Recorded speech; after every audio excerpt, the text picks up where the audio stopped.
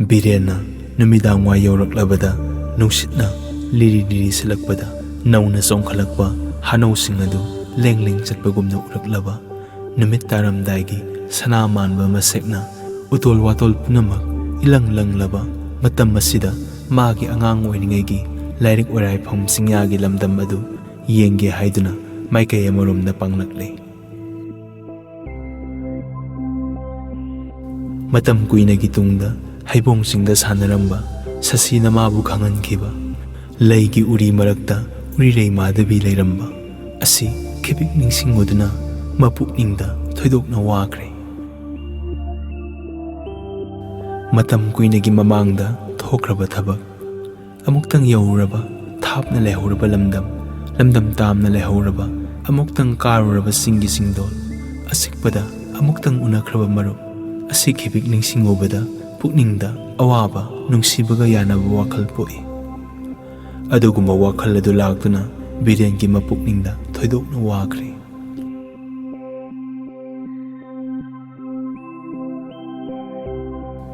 birena khalai angang oiningi matam adu kayagi matik nungairamba leikol khuding senduna patki singda iruptuna uri marakta lotuna sanaramba adu kayagi matik nungairamba patki tharo thamset hektuna singda hoba hipalgi amunba uhai thiduna sabada kayagi matik harauramba kayagi matik hauramba leikolgi lei hektuna leigi dolai sabada kaya hiramba hausiksu hanagi leikol adasu adum marai pat umang haipal leipal adum marai uhai wahai adum mapali adubu aigi pukningda amatasu yeningdre amatasu saningdre maikai marida masing naidana pochai taduna leinamak imitta ihang hangbogum uri leikol asi aingondadi leikol natre mongphamni pak chauraba lamhang asi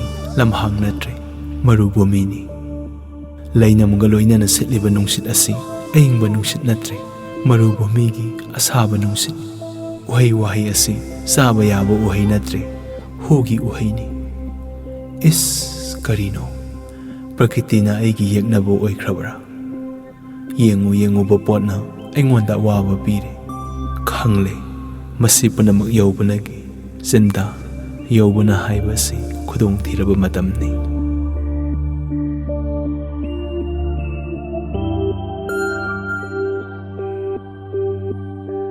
yasangba matam yaurokadawri singi singdona namit pulum sankiduna singkhong adu urum khara langnakle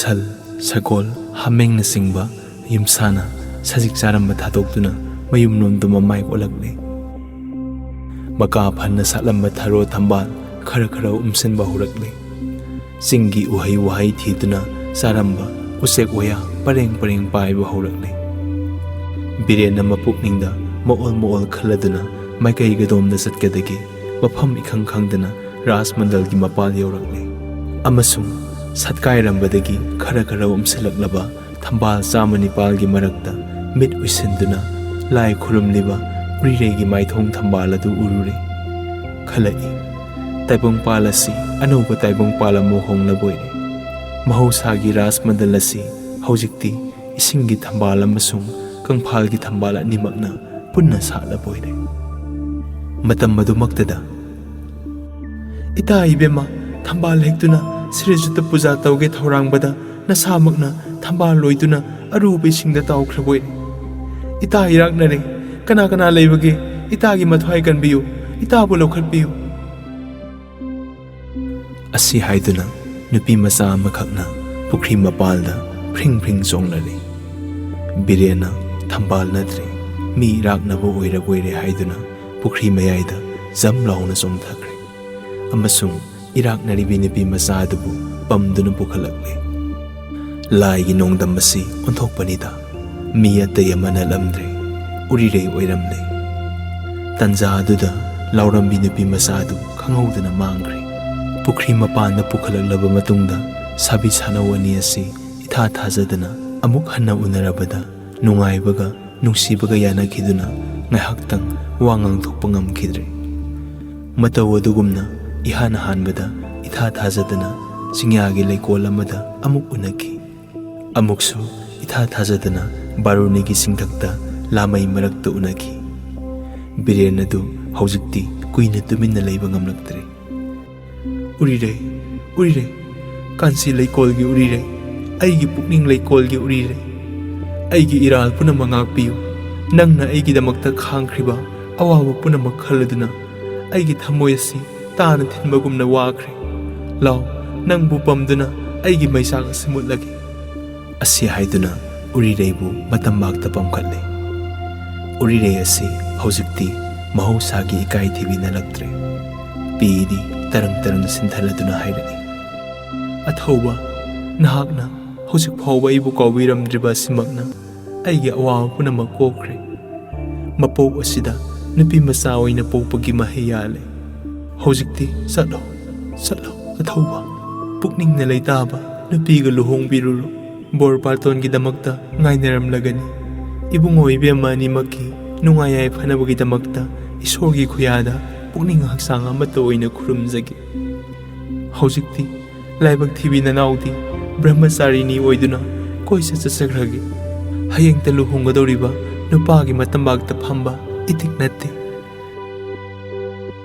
Birena kari khomsiba mafam khangdraduna uriregi paklaba laibak aduda hanna supkhre. Is Biren karigi matik saba paukhum khumba ngamdrabage.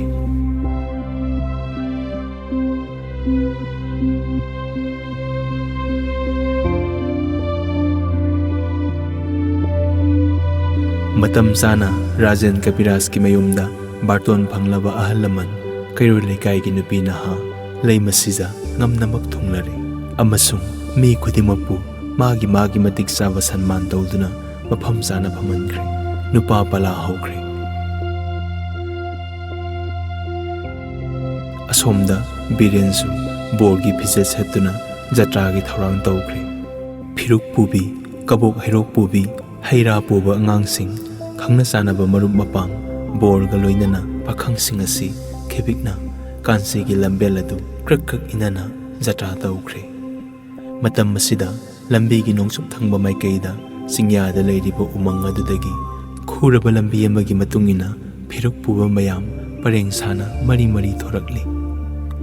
Thapna ubada kaksingna marum puduna pareng sana lakpagumna ningthijari. Akonbagi khutpu asi mathangsin asangsilagduna Birengi khutpuga tinakre. Birengi kangbuna hangbada akonbagi kangbuna khomi. Direna magi marupsingidamakta potyenglibani. Miyam punamak asi luhongbagi mandapta thungduna matik saba sanman phangduna mafam sana phamnakre. Haunabi matungina borgi duty na singbo okre. Matang yorakladuna bor asi samulam sagi matawgumna makhong tapna thangduna luhong phal matakta phamkre. Direna marupkidamakta seba sangkre. Matam madudadi miyam punamak adu thabak yamna sinakre. Khut yetna paana lawi oina nganthakpai mitna borda yengli sinna sapot lauri. Pan bu lausira hidak bu thaksira bor bu noknagadra marang tawnakre. Bor asi mitpham nanthokhrani haibagi matagumna leibak mathakta munna yengduna leikre. Adu urabada mayam adu uire turani haina inil hek nilli. Mit amuktang kupada pange haina hek haine. Khajiktang hek lengbada lengi hek haine. Asum tawna matam kharadang wa launakre. Adudagi phanangangtunasu borna karisu khumbidrabaduda ngangbada khadang sokladuna sabada mamai wansankre. Adudagi matang oire kaina puthoraklo haiduna amuk ninarakle. Miyamna ninarakpa matam asimaktada imung manungda yamna ninarakle. Imung manungdagi mi punamak nungsa thabet honduna senthok sensin tawnarakle. Karino tawribasi haiduna hainarakpada kaina mangkhre thiba phangdre haina khumnarakle. Wa adu tarabada miyam punamak adu sathokka sasinga tawnarakle. Purit Thakurna dakhina soirani haiduna mathong sakhidre haiduna mai sakpugumna saurakle. Matam adumaktada mamang sangoigi kasindagi nupi macha ama thorokduna ꯕꯣꯔꯒꯤ ꯉꯛꯁꯝꯗ ꯂꯩ ꯄꯔꯦꯡ ꯍꯨꯈ꯭ꯔꯦ꯫ ꯕꯣꯔꯅꯁꯨ ꯑꯃꯨꯛ ꯍꯟꯅ ꯂꯩ ꯄꯔꯦꯡ ꯑꯗꯨ ꯅꯨꯄꯤ ꯃꯆꯥꯗꯨꯒꯤ ꯉꯛꯁꯝꯗ ꯍꯨꯛꯇꯨꯅ ꯌꯦꯠ ꯑꯣꯏ ꯅꯥꯏꯅ ꯐꯝꯈ꯭ꯔꯦ꯫ ꯂꯨꯍꯣꯡꯕ ꯃꯇꯣꯜ ꯂꯣꯝꯈ꯭ꯔꯦ꯫ ꯃꯤꯌꯥꯝ ꯄꯨꯝꯅꯃꯛ ꯑꯗꯨ ꯏꯉꯛ ꯉꯛꯅꯈ꯭ꯔꯦ ꯑꯃꯁꯨꯡ ꯑꯈꯪꯕ ꯈꯔꯅ ꯎꯔꯤꯔꯩꯅꯤ ꯎꯔꯤꯔꯩꯅꯤ ꯍꯥꯏꯅ ꯂꯥꯎꯅꯔꯛꯂꯦ꯫ ꯉꯥꯏꯍꯥꯛ ꯂꯩꯔꯒ ꯔꯥꯖꯦꯟꯒꯤ ꯃꯆꯥꯅꯨꯄꯤꯒ ꯕꯨꯕꯣꯟꯒ ꯑꯅꯤꯁꯨ ꯐꯥꯗꯨꯅ ꯃꯤꯌꯥꯝ ꯃꯃꯥꯡꯗ ꯄꯨꯁꯤꯜꯂꯛꯂꯦ꯫ ꯑꯅꯤꯃꯛ ꯑꯁꯤꯕꯨ ꯀꯔꯤ ꯗꯟꯗꯤ ꯄꯤꯌꯨꯒꯦ ꯍꯥꯏꯗꯨꯅ ꯔꯥꯖꯦꯟꯗ ꯍꯪꯂꯛꯄꯗ ꯕꯤꯔꯦꯟꯅ ꯈꯨꯝꯃꯤ, ꯃꯁꯥ ꯃꯁꯥꯅꯕꯨ ꯅꯨꯡꯁꯤꯅꯔꯕꯗꯤ ꯍꯧꯖꯤꯛꯃꯛ ꯃꯈꯣꯏ ꯑꯅꯤꯁꯨ ꯂꯨꯍꯣꯡꯕꯤꯕꯅ ꯆꯨꯝꯃꯤ꯫ ꯑꯩꯅ ꯃꯕꯨꯡ ꯁꯛꯇꯨꯅ ꯀꯩꯅꯥꯗꯥꯟ ꯀꯠꯀꯅꯤ꯫ ꯆꯨꯝꯃꯤ ꯆꯨꯝꯃꯤ ꯍꯥꯏꯅ ꯑꯌꯥꯝꯕ ꯄꯥꯈꯪꯁꯤꯡꯅ ꯂꯥꯎꯅꯔꯛꯂꯦ꯫ ꯍꯧꯖꯤꯛꯇꯤ ꯔꯥꯖꯦꯟ ꯑꯁꯤ ꯀꯅꯥꯅꯁꯨ ꯇꯥꯛꯄꯤꯗꯅ ꯃꯁꯥ ꯃꯊꯟꯇ ꯈꯪꯖꯔꯦ꯫ ꯅꯨꯡꯁꯤꯕ ꯍꯥꯏꯕ ꯑꯁꯤ ꯌꯥꯝꯅ ꯂꯝꯍꯦꯟꯕ ꯇꯤꯟ ꯑꯃꯅꯤ꯫ ꯄꯥꯎꯇꯥꯛꯅ ꯃꯥꯒꯤ ꯄꯨꯛꯆꯦꯜ ꯄꯦꯜꯍꯟꯕ ꯉꯝꯗꯦ꯫ ꯌꯩ ꯆꯩꯕꯅꯁꯨ ꯋꯥꯔꯛꯄ ꯉꯝꯗꯦ꯫ ꯃꯥꯗꯤ ꯁꯛ ꯐꯖꯕ ꯉꯥꯛꯇꯁꯨ ꯄꯥꯝꯗꯦ, ꯏꯅꯥꯛ ꯈꯨꯟꯕ ꯉꯥꯛꯇꯁꯨ ꯆꯪꯖꯔꯨꯗꯦ, ꯃꯍꯩ ꯍꯩꯕ ꯉꯥꯛꯇꯕꯨꯁꯨ ꯌꯦꯡꯅꯤꯡꯗꯦ꯫ ꯃꯔꯝ ꯑꯁꯤꯅ ꯔꯥꯖꯦꯟꯅ ꯋꯥ ꯑꯅꯤ ꯊꯣꯛꯅ ꯈꯨꯝꯗꯅ ꯃꯆꯥꯅꯨꯄꯤꯕꯨ ꯕꯨꯕꯣꯟꯗ ꯀꯩꯅꯥꯗꯥꯟ ꯀꯠꯇꯨꯅ ꯃꯁꯥꯒꯤ ꯑꯔꯥꯟꯕ ꯆꯨꯝꯊꯣꯛꯈꯤ꯫ ꯕꯤꯔꯦꯟꯅ ꯃꯕꯨꯡ ꯁꯛꯇꯨꯅ ꯔꯥꯖꯦꯟꯒꯤ ꯃꯆꯥꯅꯨꯄꯤꯕꯨ ꯀꯩꯅꯥꯗꯥꯟ ꯀꯠꯄꯗ ꯌꯥꯎꯈꯤ꯫ ꯎꯔꯤꯔꯩꯅ ꯑꯩꯒꯤ ꯏꯕꯨꯡ ꯏꯄꯥ ꯀꯅꯥ ꯑꯃꯠꯇ ꯂꯩꯇ꯭ꯔꯕꯅꯤꯅ ꯗꯥꯟ ꯀꯠꯄꯤꯅꯕ ꯂꯩꯇ꯭ꯔꯦ ꯍꯥꯏꯗꯨꯅ ꯃꯄꯤ ꯇꯔꯪ ꯇꯔꯪ ꯁꯤꯟꯊꯔꯛꯄ ꯎꯕꯗ ꯃꯥꯟꯗꯣꯞꯀꯤ ꯀꯥꯆꯤꯟ ꯑꯃꯗꯒꯤ ꯏꯄꯥ ꯂꯩꯔꯤ ꯍꯥꯏꯗꯨꯅ ꯃꯤꯌꯥꯏ ꯆꯜꯂꯕ ꯅꯨꯄꯥ ꯑꯃꯅ ꯆꯣꯡꯊꯣꯔꯛꯇꯨꯅ ꯃꯆꯥꯕꯨ ꯀꯣꯟꯗꯨꯅ ꯀꯞꯈ꯭ꯔꯦ꯫ ꯊꯥꯡꯉꯩ ꯁꯦꯡꯕꯃꯛ ꯅꯨꯄꯥ ꯑꯗꯨ ꯎꯔꯤꯔꯩꯒꯤ ꯃꯄꯥ ꯅꯕꯤꯟ ꯑꯣꯏꯔꯝꯃꯤ꯫ ꯎꯔꯤꯔꯩꯁꯨ ꯁꯤꯔꯝꯗ꯭ꯔꯦ, ꯃꯄꯥꯁꯨ ꯁꯤꯔꯝꯗ꯭ꯔꯦ ꯍꯥꯏꯗꯨꯅ ꯃꯌꯥꯝꯅ ꯅꯤꯅꯔꯛꯄ ꯃꯇꯝ ꯑꯁꯤꯗ ꯏꯃꯨꯡ ꯃꯅꯨꯡꯗꯒꯤ ꯅꯨꯄꯤ ꯑꯃ ꯆꯣꯡꯊꯣꯔꯛꯇꯨꯅ ꯎꯔꯤꯔꯩꯕꯨ ꯀꯣꯟꯗꯨꯅ ꯅꯣꯡ ꯈꯥꯛꯄꯒꯨꯝꯅ ꯀꯞꯈ꯭ꯔꯦ꯫ ꯁꯤꯈ꯭ꯔꯦ ꯍꯥꯏꯅꯔꯝꯕ ꯃꯄꯥ, ꯃꯃꯥ, ꯃꯆꯥ ꯑꯍꯨꯝꯃꯛ ꯄꯨꯂꯞꯅ ꯎꯅꯗꯨꯅ ꯉꯝꯈꯩ ꯂꯩꯇꯅ ꯅꯨꯡꯉꯥꯏꯈ꯭ꯔꯦ꯫ ꯑꯗꯨꯒꯤ ꯃꯊꯛꯇ ꯅꯕꯤꯟꯅ ꯃꯥꯒꯤ ꯃꯊ꯭ꯋꯥꯏ ꯀꯟꯕꯤꯈꯤꯕ ꯅꯨꯄꯥ ꯑꯗꯨ ꯃꯃꯥꯛ ꯑꯣꯏꯅ ꯐꯪꯂꯕꯗ ꯃꯥꯒꯤ ꯅꯨꯡꯉꯥꯏꯕ ꯍꯥꯏꯅꯤꯡꯉꯥꯏ ꯂꯩꯈꯤꯗ꯭ꯔꯦ꯫ ꯕꯤꯔꯦꯟꯁꯨ ꯇꯔꯛ ꯇꯔꯛ ꯂꯩꯔꯝꯕꯤ ꯎꯔꯤꯔꯩꯒꯤ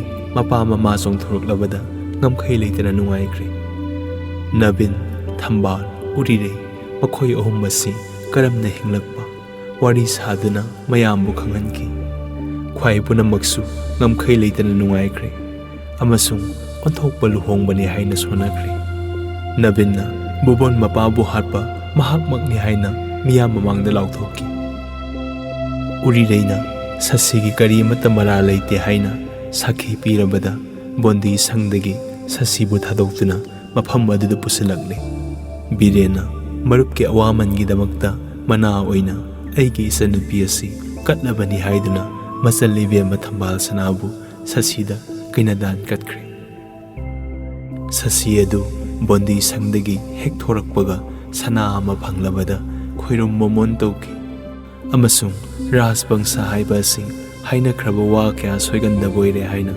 ꯃꯨꯔꯨꯝ ꯃꯨꯔꯨꯝ ꯁꯣꯟꯅꯈꯤ꯫ ꯔꯥꯖꯦꯟꯅ ꯑꯆꯪꯕ ꯁꯦꯜ ꯄꯨꯝꯅꯃꯛ ꯄꯨꯊꯣꯛꯈꯤ꯫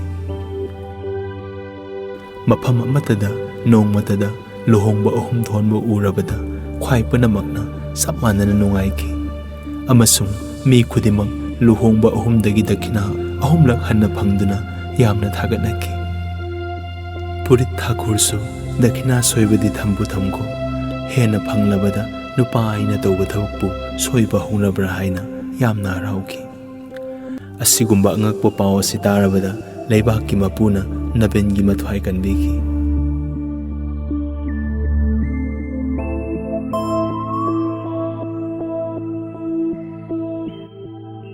ꯎꯔꯤꯔꯩꯅ ꯑꯋꯥꯕ ꯄꯨꯝꯅꯃꯛ ꯀꯣꯛꯂꯕ ꯃꯇꯝ ꯑꯁꯤꯗ ꯃꯇꯥ ꯃꯥꯙꯕꯤꯒ ꯎꯅꯔꯕꯗꯤ ꯉꯝꯈꯩ ꯂꯩꯇꯅ ꯅꯨꯡꯉꯥꯏꯒꯗꯕꯅꯤ ꯍꯥꯏꯅ ꯈꯟꯈꯤ꯫ ꯃꯥꯙꯕꯤꯒꯤ ꯇꯪꯗꯥꯡꯕ ꯃꯐꯝꯗꯤ ꯈꯪꯈꯤꯗ꯭ꯔꯦ꯫ ꯇꯧꯏꯒꯨꯝꯕꯁꯨꯡ ꯕꯨꯕꯣꯟꯅ ꯃꯥꯕꯨ ꯄꯨꯟꯗꯨꯅ ꯎꯃꯪꯗ ꯊꯝꯂꯤꯉꯩꯗ ꯃꯥꯕꯨ ꯀꯟꯕꯤꯈꯤꯕ ꯑꯃꯁꯨꯡ ꯑꯋꯥꯕ ꯀꯣꯛꯀꯅꯤ ꯍꯥꯏꯅ ꯑꯁꯥ ꯎꯠꯈꯤꯕ ꯂꯥꯏꯔꯦꯝꯕꯤ ꯑꯗꯨ ꯃꯥꯙꯕꯤꯒꯤ ꯃꯈꯣꯜ ꯃꯥꯜꯂꯤ꯫ ꯑꯗꯨꯒ ꯍꯟꯗꯛꯇ ꯔꯥꯖꯃꯟꯗꯜ ꯃꯅꯨꯡꯗ ꯁꯤꯔꯒꯦ ꯊꯧꯔꯥꯡꯕꯗ ꯏꯇꯥ ꯍꯥꯏꯅ ꯀꯧꯔꯛꯄ ꯅꯨꯄꯤ ꯑꯗꯨꯁꯨ ꯃꯥꯙꯕꯤꯒꯤ ꯃꯈꯣꯜ ꯃꯥꯜꯂꯤ꯫ ꯇꯧꯏꯒꯨꯝꯕꯁꯨꯡ ꯅꯤꯡꯊꯤꯅ ꯋꯥ ꯉꯥꯡꯅꯕꯗꯤ ꯈꯛ ꯐꯪꯈꯤꯗꯦ꯫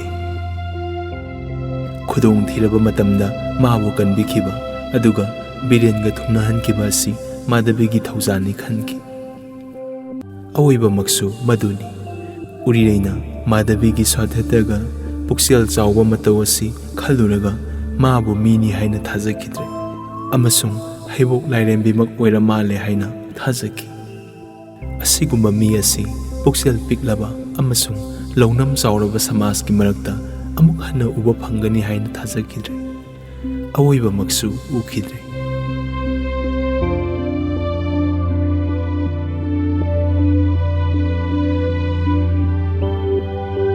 Ahing hokri nongale ayuk anganbagi namitna nongpok thangba tiyada tarang hundorakle. Kansi laikolda malika malti urireina singba lay khibikna maka phanna satkaire. Madhabi su mapukningda maol khanduna laikolna sangkhre. Ningthina satkairaba malika adu yendai thanna hekle. Yendai dagi lay amamam lokhatuna pareng lengba horakle. Lay pareng adu yengduna aremba lay pareng niko. Aina hukningba megi mangak samda hukpa phangdre ko. Asi haiduna mit ani dagi santharakpa pina lay pareng adu pumchot khre.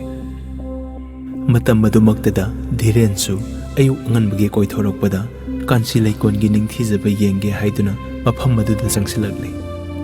Lamboibigi masak purabi nupi macha ama siklaba mafamda lay pareng paiduna mamitta pi sinthaba adu urabada ingak aduna ngaihaktang leptuna leire. Hairai lay pareng lenglibi nahakpu kansi lairembira natraga napuroiba khainabagi maisak na ngawarduna matau yengbada mayum panba nupini haina khanduna nangi aduk nawraba haksangda laingang sangba phi setlebra. Kanagi maramgidamak nangi mittagi pi sinthabage. Madhabina mapukningda latliba murti adu mamangda urabada karigumba wa amata khomdana mamitta ira seladuna direnda munna yengduna leire. Direna sakhwam adu ubada mathwai sokladuna amuk hana hanglai. Lay pareng lenglibi hayu naning thungdaba karamba leibage. Aina nateng pangba yaba karigumba thabak oirabadi ithwaiga sinaduna nangi naning thungannabu hanagi. Madhabina magi asumba parisoi taklabada direna rajengi machanupa luhongba asi yekhai thingaiba thokpa tare haina khanduna magi parisoi takhidre. Hairai athoba aidi lamboibini apamba thadoklabini maram masina taibang panba sida ining thungdaba pot karisu leite. Aigi haukiba punsisu laingang sangma phi setuna lelakle. Aroiba punsisu phijet asina loigani. Asi haiduna mamittagi sintharakpa pina masa adu pumchot khre. Direna adudi lay pareng adu karigi aduk seksina lengbagi kari tawduna mittagi pi sinthabagi. Madhabina kapna makhol nikna khumlai. Aina lay pareng asi hukningba mi ama leiduna mitki pi marik na lay pareng oiduna lengkhrabani. Taguk taraina lengba lay pareng nate asa yamna sauna lengkhrabani.